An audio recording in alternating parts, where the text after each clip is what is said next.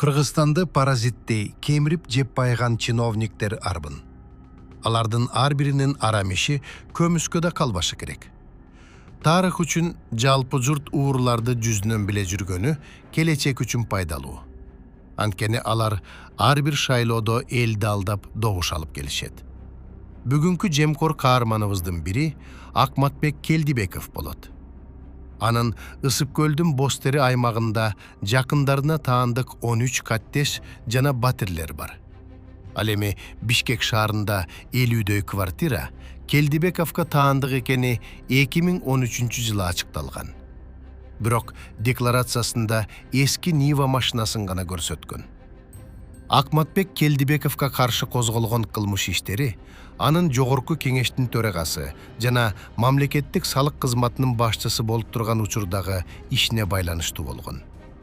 Саясатчыга негизинен кызматтык абалынан кыянаттык менен пайдалануу жана коррупция беренелери боюнча айыптар тагылган. Акматбек Келдибеков 2005 жылы социалдык фондду жетектеп турганда мамлекетке ири өлчөмдө зыян келтирген.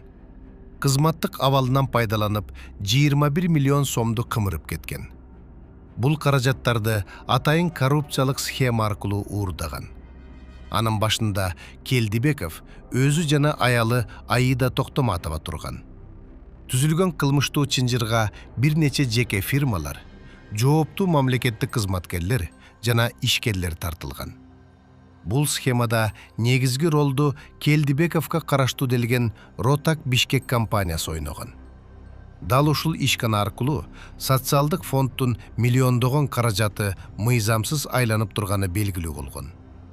Мунун кесепетинен мамлекеттик казынага гана эмес, пенсия жана жөлөк пулдардын фондуна да өтө чоң зыян келтирилген. 2008 жылы мамлекеттик салык кызматынын жетекчиси болуп турганда патенттерди басып чыгаруу жана салык чогултуу функцияларын бизнес-партнер деген жеке компанияга мыйзамсыз өткөрүп берген. Мунун айынан мамлекеттик бюджетке ири көлөмдөгү каржылык зыян келтирилген. Дал ушул ишке байланыштуу 2013 жылы Келдибековго карата кылмыш иши козголгон. Иштин чоо жайын айта кетели. Келдибеков салык чогултуу функциясын бизнес-партнер жоопкерчилиги чектелген уюмга өткөрүп берген. Дал ушул уюм аркылуу Бишкек шаарынын эң майлуу деген жерлерден салык чогулткан. Жыйынтыгында мамлекеттик казынага 3 миллион сом зыян келтирилгени аныкталган. Бул далилденген суммасы гана. Далилденбей, көмүскөдө калып кеткен 500 миллион сомдой чыгым Келдибековдун чөнтөгүндө сакталып калды. Жогорку кеңештин төрагасы болуп турганда 2010 жылы парламенттин Москва шаарындагы атайын өкүлчүлүгүн мыйзамсыз ачкан. Бул өкүлчүлүктү кармоого жана анын кызматкерлерине бюджеттен негизсиз 10 миллион сом каражат сарпталган. Баарынан кызыгы, Москвада жаңы ачылган бул мекемеде Келдибековдун туугандары ишке орношкон. Кийинчерээк бул өкүлчүлүктүн иши эч кандай эффективдүүлүктү көрсөтпөгөнү жана мыйзам бузуу менен ачылганы аныкталып, кылмыш иши козголгон. Жогоруда айтылган фактылар бул мамлекеттин келечегин, карапайым элдин ырыскысын сугунуп байган жемкорлуктун ачык далили.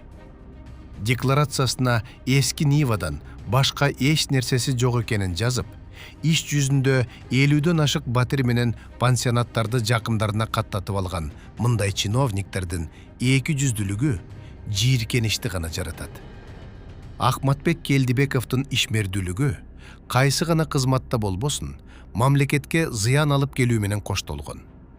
Соцфонддо пенсионерлер менен майыптардын ырыскысы болгон 21 миллион сомду Ротак Бишкек фирмасы аркылуу сол чөнтөккө сугунган. Салык кызматында мамлекеттик функцияны бизнес-партнер деген жеке компанияга мыйзамсыз өткөрүп, далилденген 3 миллион чыгымды өлкө казынасынан уурдап кеткен.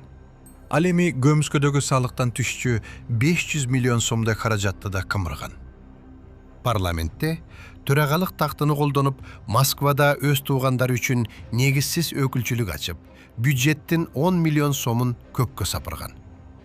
Соттуулугун алдырып, акталуу үчүн Ташиев менен соодалашып 2021 акталган.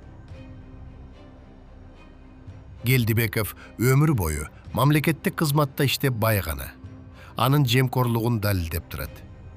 Саясий амбициясы таш жарган, ар бир шайлоодо элге ак ниет кызмат кылам деп жулунган мындай фигуралардын чыныгы жүзүн, тарых жана келечек муун унутпашы керек. Мамлекеттик казынаны жеке капчыгындай көргөн, элдин социалдык абалын тоноо менен байыган чиновниктердин аттары ачык айтылып, кара тизмеге жазылышы шарт. Жалпы журт ууруну ууру деп тааныганда гана өлкөдө адилеттүүлүк орноп, келечектеги таза шайлоолорго жол ачылат. Кийинки чыгарылышта Матраимов жана Атамбаевдин аласа бересеси тууралуу айтып беребиз.